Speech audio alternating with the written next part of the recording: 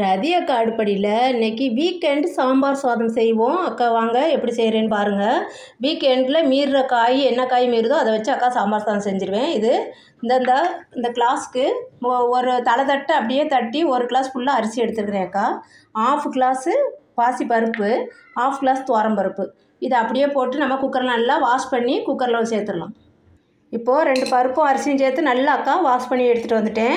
இப்போ அதில் போடுறதுக்கு என்னெல்லாம் நறுக்கி வச்சுருக்கேன் பாருங்கள். ஒரு பெரிய தக்காளி 4 தக்காளி கட் பண்ணி வச்சுருக்கிறேன். 5 பச்சை மிளகா, ஒரு பெரிய வெங்காயம் ஒரு 3 அளவு கட் பண்ணி வச்சுருக்கேன். இதெல்லாம் அதில் சேர்த்துருவோம்.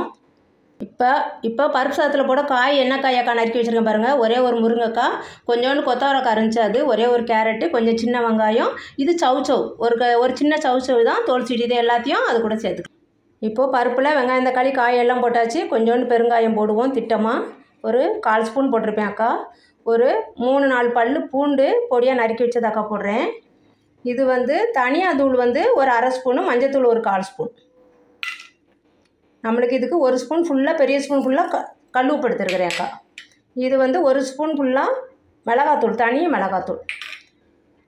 இது கூட அக்கா ஆட் பண்ணுறது புளி கரைசல். இங்கே பாருங்கள், கொஞ்சம் தண்ணியாக லிக்விடாக இந்த கிண்ணத்துக்கு ஒரு 4 ஸ்பூன் இருக்கும் கண்டிப்பாக. இந்த கிண்ணத்தில் அரை கிண்ணம் எடுத்துருக்கிறேன் அக்கா. அவ்வளோதான். இனிமேல் வாட்டர் எவ்வளோ ஊற்றணும்னு பார்க்கலாம்.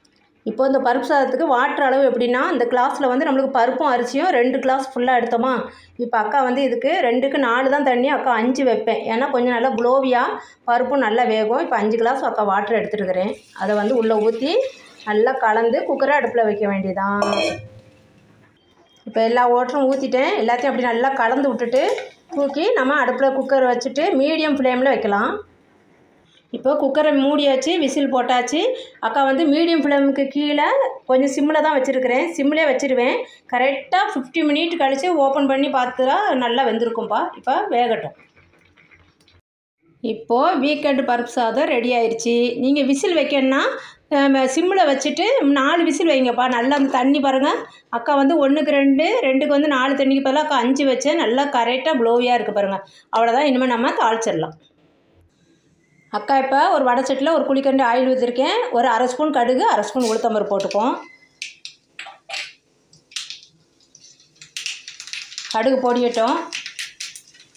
இப்போ உளுத்தம்பருப்பு செவந்த உடனே நம்ம கொஞ்சம் கறிவேப்பிலை போட்டுக்கலாம்.